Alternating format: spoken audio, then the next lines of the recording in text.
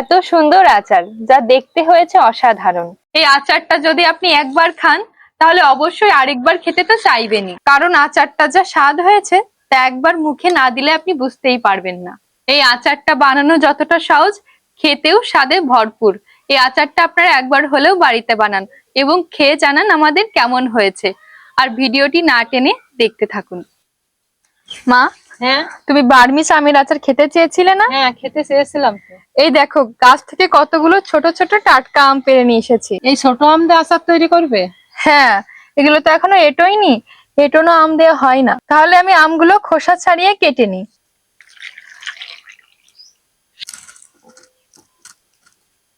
এই বার্মিজ আমের আচারটা করতে টাটকা আম লাগে, ছোট ছোট আম লাগে। একটু বড় হয় না যে আমগুলো, এটোই যায়, এটাতে একটু কম ভালো লাগে খেতে।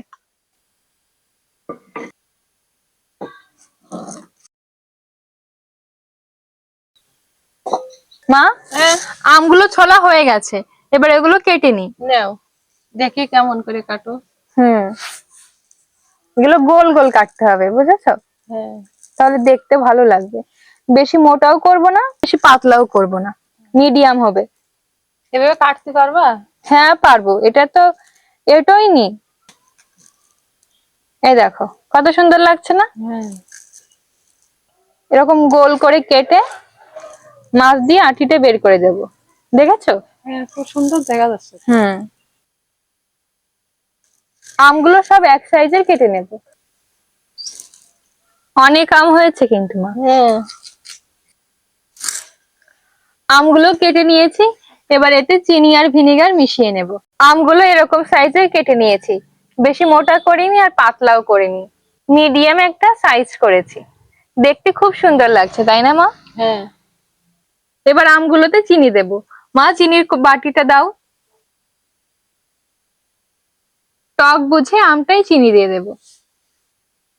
আমটা একটু টক আছে মা। চিনি ওইটুকু হয়ে যাবে। হ্যাঁ, এক বাটি চিনি লাগবে।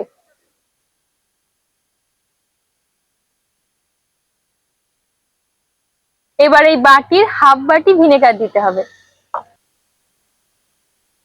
ভিনেগারটা এবার চারিপাশে সমানভাবে ছড়িয়ে নেব। এবার আমগুলো চামচের সাহায্যে মিশিয়ে নেব। ভালোভাবে উপর নিচ করে মিশিয়ে নিতে হবে। আমগুলো ভালোভাবে মিশিয়ে নিয়েছি, এবার এগুলো 1 ঘন্টার জন্য বিশ্রামে রাখবো। চিনি আর ভিনেগার দিয়ে 1 ঘন্টা রাখলে আমগুলো নরম হয়ে যাবে না? না মা, এটাতে আরো ভালো হবে।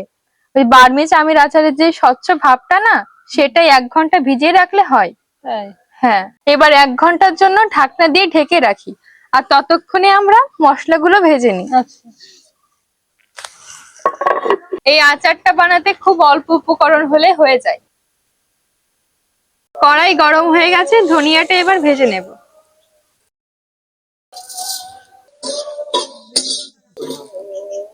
মা, ধনিয়া ভাজা হয়ে গেছে তো? হ্যাঁ সুন্দর ঘ্রাণ বেরিয়েছে না? হ্যাঁ, এবার নামিয়ে নিচ্ছি। নাও।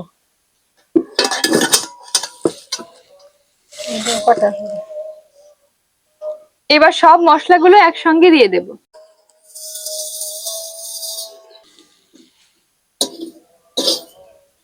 এই মশলাগুলো কি ভাজা হয়েছে মা? দেখো তো। হ্যাঁ, ঘ্রাণ বেরোইছে। তাহলে নামিয়ে দিই। দাও। দেখি।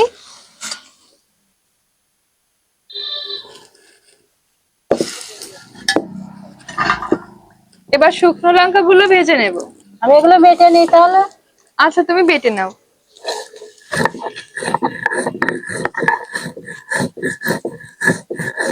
পাঁচফোড়নের ঘ্রাণ বেরিয়েছে।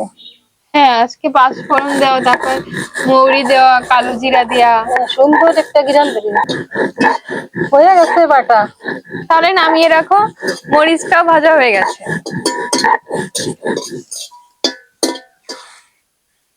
বেটে উঠে যাচ্ছে থালায়। হ্যাঁ, থালায় উঠিয়ে রাখো। মা, মরিচটা ভাজা হয়ে গেছে, তুমি গুঁড়ো করে নাও। এই যে, কটা এলাচ ভেজে নেব।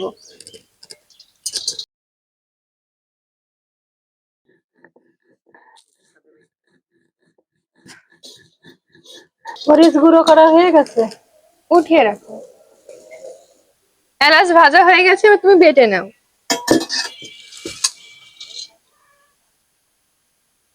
এলাচ বাটা হয়ে গেছে।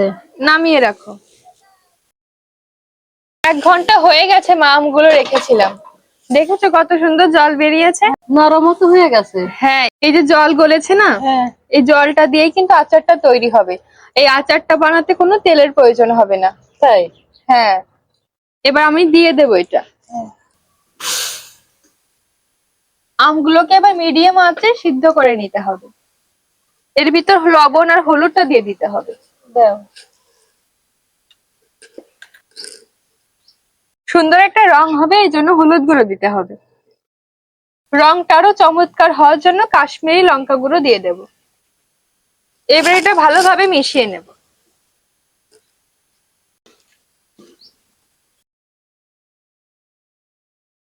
এবার আমগুলো ঢাকনা দিয়ে ঢেকে সিদ্ধ করে নিতে হবে। ঢাকনাটা দাও।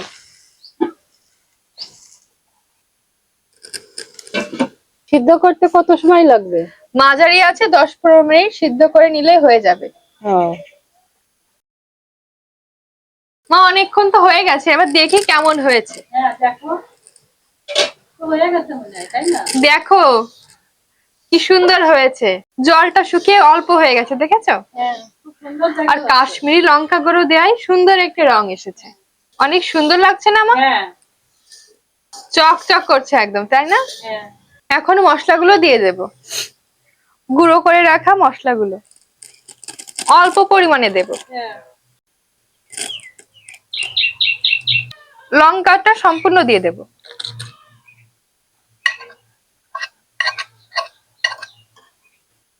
গুঁড়ো করে রাখা এলাচ। এবার মশলাগুলো ভালোভাবে মিশিয়ে নিতে হবে। কি সুন্দর একটা ঘ্রাণ বেরিয়েছে মা। হ্যাঁ, বসিনা বাতাসে ঘ্রাণটা ছড়িয়ে গেছে। হ্যাঁ, বাতাস হচ্ছে। আচারটা তৈরি হয়ে গেছে, এবার নামিয়ে নেব।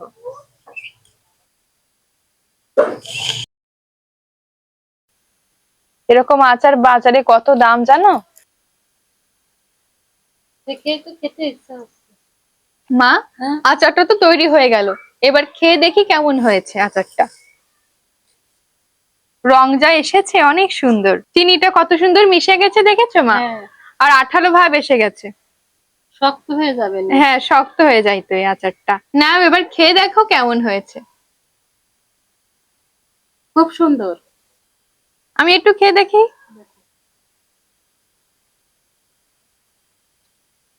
অসাধারণ লাগছে মা। হ্যাঁ, এলাচের ঘ্রাণটা বেরোচ্ছে সুন্দর। আর এটা শক্ত হয়ে যাচ্ছে, মিষ্টিতে ঝালে একদম সবকিছুতে পারফেক্ট হয়েছে।